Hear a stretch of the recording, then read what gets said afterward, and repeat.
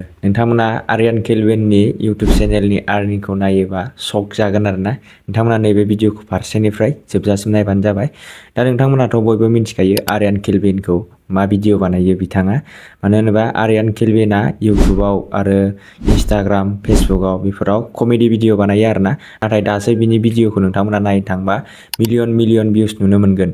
नाथाय बिनि भिडिअखौ सिगांनि भिडिअखौ नायनो थाङोबा नाथाय सिगाङाव बिथाङाबो गोबां खस्थ' खालामबोदोंमोन।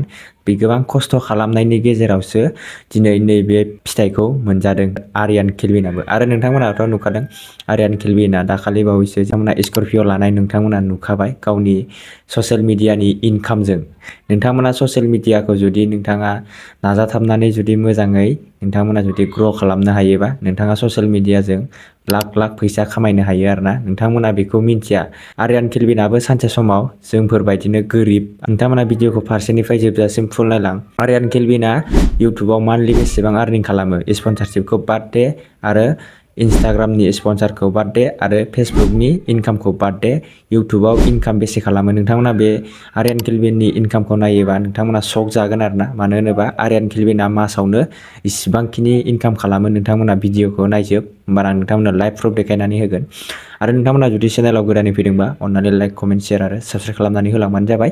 बेफोरबायदिनो गोदान आपडेट भिडिअ नोंथांमोननिसिम मोनहैयो। आरो नोंथांमोना कमेन्ट खालामबानो जाबाय नेक्स्ट भिडिअ मा टपिकनि सायाव भिडिअ लाबोनांगौ नोंथांमोना कमेन्ट बक्सनि गेजेरै कमेन्ट खालामनानै खिथाहर। दा आर्यान केल्विन होननानै बुङोबा इन्स्टाग्रामाव बेना बेसेबां फल'वार्स दङ होनबा नोंथांमोना बयबो मिथिखायो जानांगौ। आरो गोबाङानो बिथांनि आर्यान केल्विननि फानि भिडिअ कमेडि भिडिअखौ नायनानै मोजां मोनो। दा आर्यान केल्विननि इन्स्टाग्रामाव टटेल दं 23.9 मिलियन माने फल'वार्स दङ आरोना। बिनिफ्राय इउटुबाव दङ 5 मिलियन। नोंथांमोना मिथिदों बेसेबां इनकाम खालामो 5 मिलियन साबस्क्राइबाराव आर्यान केल्विना बेसेबां इनकाम खालामो नोंथांमोना रावबो मिथिया जे। दा बेखौनो आं नोंथांमोननो लाइभ प्रुफ देखायगोन। नोंथांमोना भिडिअखौ स्किप खालायालासिनो फुल नायलांबानो जाबाय। आरो गोदानै फैदोंबा साबस्क्राइब खालामनो दाबाव आरोना। नोंथांमोना साबस्क्राइब खालामनानै लाबानो जाबाय। बिदिबा आं फार्स्टआवनो स्क्रिन रेकर्ड खालामनानै देखायनोसै। मानो होनोबा आंना मबाइला गंसेल'। आं नोंथांमोननो एक्सट्रा मबाइलाव स्क्रिन रेकर्ड बानायनानै देखायनो हानाय नङा। डाइरेक्ट आं नैबे दा जि मबाइलजों आङो भिडिअ रेकर्ड बानायदों बे मबाइलजोंनो आङो नोंथांमोननो लाइभ प्रुफ माने स्क्रिन रेकर्ड बानायनानै नोंथांमोननो देखायगोन आं। आर्यान केल्विना मान्थलि इनकाम बेसेबां खालामो नोंथांमोना आर्यान केल्विननि इनकामखौ नायोबा नोंथांमोना बाददावखांगोनसो आरोना। नोंथांमोना बेखायनो इन्स्टाग्राम फेसबुक बा इउटुबाव खामानि मावनायखौ बन्द' खालायनाङा। नोंथाङाबो जुदि गोदान क्रिएटरबा नाजाथाबबाय था आरोना। नोंथांमोनाबो सानसे समाव गोजौ लेभेलाव गाखोहैनो हागोन। बेफोरबायदिनो नोंथांमोना बिदिबा नायनानै लाग्रो। नोंथांमोनाबो जुदि नायनो गोसो जादोंबा गोजौआव नायबानो जाबाय ससियेल ब्लेड होननानै लिरनाय ओंखारदों बे लिंकआव थांनानै नोंथांमोनाबो नायनो हागोन। दा आर्यान केल्विनना टटेल बेसेबां भिउस बेसेबां साबस्क्राइबार दं नोंथांमोना नायनो गोसोबा नै बेयाव नुजोबगोन आरोना। आर्यान केल्विनना टटेल साबस्क्राइबारा दं 5.9 मिलियन। बिनिफ्राय भिउसआ दङ बिनिया 2.6 बिलियन माने मिलियनबो नङा डाइरेक्ट बिलियन। बिनिफ्राय दं भिडिअआ बेना 611 आरोना बिनि भिडिअआ टटेल आपल'ड खालामनाया। बिनिफ्राय बिनि जिमेल क्रिएट खालामनाया जाहैदों इना फेब्रुवारिनि 3 तारिखआव 2024। बिनिफ्राय गाहायाव नायदो नै साबस्क्राइबार रेंकआ दङ नैबेना ए रेंकआव दङ आरोना। ए ग्रेडआव दं मानो होनोबा एखेबारे फार्स्ट रेंकआवनो दं आरोना बेनिया। बिनिफ्राय गाहायाव फैदो बिनि आर्निंखौ नायनो थाखाय। दा बिनि आर्निंखौ नायिनि सिगांनो माने 30 दिनाव बियो बेसेबां साबस्क्राइबार मोनदों नाय नोंथांमोना। 30 दिनाव बियो टटेल मोनदों साबस्क्राइबार 7,40,000 साबस्क्राइबार मोनदों आरोना। बिनिफ्राय बिनि टटेल भिउसआ मास मोनसेनि भिउसआ जाहैदों बिना 425 मिलियन।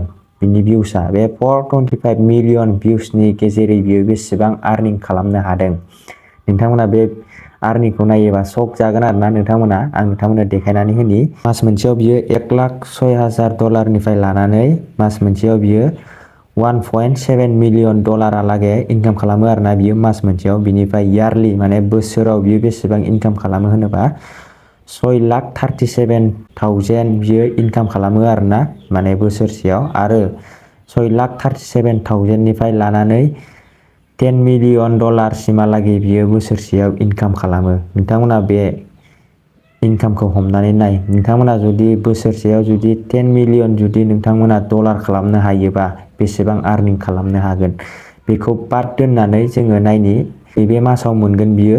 दा आगष्ट मासाव बियो खै लाख मोनगोन माने बियो नैबेयाव 1,06,000 नोंथांमोना लाइभ प्रुफ नायलांबानो जाबाय। आं देखायना होनि 1,06,000 बियो आगस्ट मासाव बियो बेसेबां मोनगोन नोंथांमोना लाइभ प्रुफ नायबानो जाबाय। बेनिफ्राय ओंखारलांसै आरोना 1,06,000 आङो इन्डियान रुपिसाव बानायनानै देखायनोसै। दा आं बेयाव फार्स्टआवनो फैबाय, बेयाव फैनोसै डलार टु INR हाबबाय आरोना। बेनिफ्राय नेटआ आंना एसे स्ल' जागोन, मानो होनोब्ला आं आपडेट होग्रा चेनेलाव आङो भिडिअ आपल'ड खालामबाय दङ नालाय, बेनिखायनो एसे स्ल' जागोन आरोना। दा ओंखारहोबाय नै। दा जोंनि इन्डियान रुपिसाव नै माने $1 नै इन्डियान रुपिसाव जोंना 95.27 जानानै दं आरोना, फैसा रुपिस आरोना बियो। बिनिफ्राय दा आर्यान केलभिननि टटेल मास मोनसेनि आर्निंआ जादों 1,06,000। 1,06,000 बियो बेसेबां आर्निं खालामो नै नायदो। नोंथांमोना नुखाबाय नै 1,06,000 बेसेबां आर्निं खालामो। नोंथांमोना नैबे आर्निंखौ नायनानै शक जादों जानांगौ। दा बेखिनियानो आर्यान केलभिननि आर्निंखौ नोंथांमोना नुखाबाय। आरो नेक्स्ट भिडिअआव सोरनि आपडेट लाबोनांगौ बा सोरनि भिडिअनि आर्निं लाबोनांगौ कमेन्ट खालामनानै खिथाहरबानो जाबाय।